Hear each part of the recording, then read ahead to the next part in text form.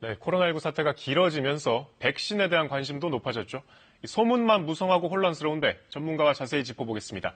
이은희 과학 커뮤니케이터 나와 있습니다. 안녕하세요. 네, 안녕하세요. 네. 생물학 전공하시고 네. 또 저술활동, 강연, 계속하고 있죠. 대중화에 앞장서 하셨는데 오늘 좀 뉴스에서 다루기 좀 어려운 내용이니까요. 네. 좀 쉽게 부탁드릴게요. 네, 일단 알겠습니다. 백신 얘기 전에 네. 이 코로나 바이러스 네. 구조가 일단 어떤지 좀 알아야 될 것 같아요. 네, 코로나 바이러스 현미경 사진을 보시면요. 이렇게 둥그런 바이러스 표면에 돌기들이 나서 보이는 사진이죠? 네, 저기 나와 있는데요. 저 돌기의 모양이 마치 왕관과 같다 해서 코로나 바이러스라는 이름이 붙었는데요. 요것의 이제 내부 구조를 보게 되면요. 그 안쪽에 이제 그 여러 가지 유전 물질과 그다음에 그것을 둘러싼 단백질, 단백질과 지질체의 껍질이 있고 거기에 스파이크 단백질이 붓구천 이런 형태로 이루어져 있습니다. 아, 이게 돌기가 왕관처럼 생겼다 네, 해서 코로나라고 바이러스인 이렇게. 거죠. 네, 그래서. 말씀을 들으면 그렇게 해롭지 않은 것 같은데요. 네. 이게 어떤 과정을 통해서 좀 질병을 일으키는지 알 수 있을까요? 저 돌기가 굉장히 중요한데요. 그 왕관처럼 생겼다는. 네, 그 돌기가 왜냐하면 사람의 세포를 만나게 되면 사람 세포 표면에 있는 일종의 수용체랑 결합을 해서요. 그 수용체를 타고 마치 열쇠처럼 세포막을 열고 안으로 들어갑니다. 그러면은 그때부터 바이러스의 유전 물질이 세포 안으로 쏟아지게 되고요.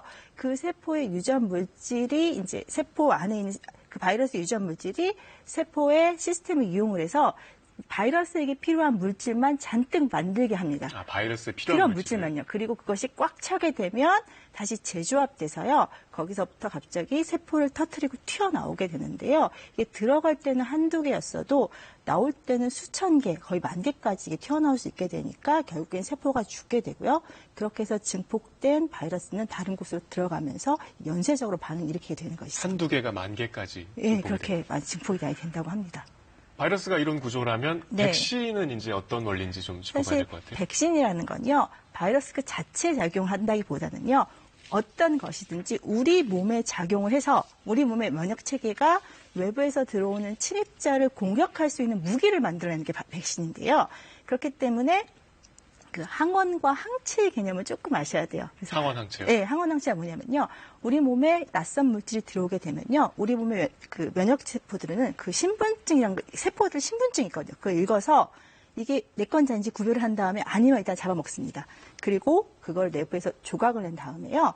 그중에 특이한 거 몸 밖으로 이렇게 내보내줍니다. 그럼 그게 바로 항원이에요.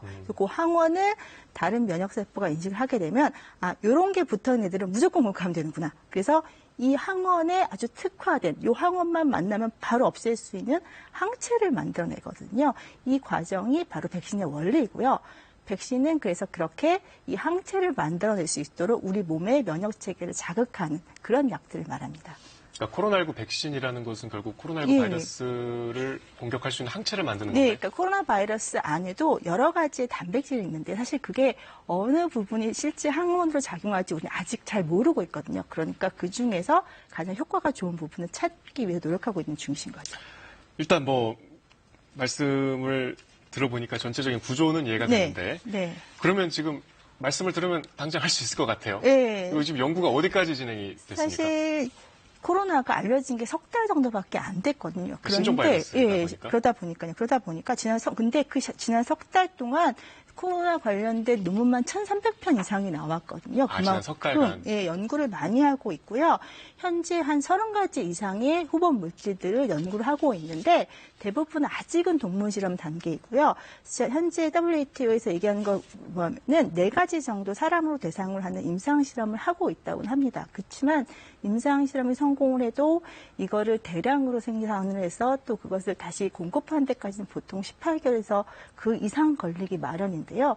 그때쯤 되면 사실은 이번 코로나 유행은 자체적으로 이게 소강 상태에 들어갈 가능성이 높기 때문에 그때까지 백신이 개발될지 또는 사실은 그때까지 지속이 되면 안 되거든요. 그렇죠. 그래서 그것이 사실 문제라서요. 이게 계속 지속적으로 갈 수 있을지는 사실 미지수입니다. 임상 실험이 최근에 이제 막 시작됐다는 네. 뉴스가 있었는데 다른 분, 그러니까 많은 분들은 백신과 치료제를 좀 같이 생각하시는 분들이 많은데 네. 이게 다른 거죠? 대부분 백신 앞에는 예방이란 말이 붙습니다. 그러니까 병이 걸리기 전에 그 병에 대한 면역력을 획득하도록 미리 항체를 만들어주도록 도와주는 게 백신이고요. 치료제는 이미 병에 걸린 다음에 그 병원체만 골라서 공격하는 물질을 치료제라고 합니다. 오늘 여쭤볼 게 많은데 일단 시간 관계상 여기까지 하겠습니다. 고맙습니다. 네, 감사합니다.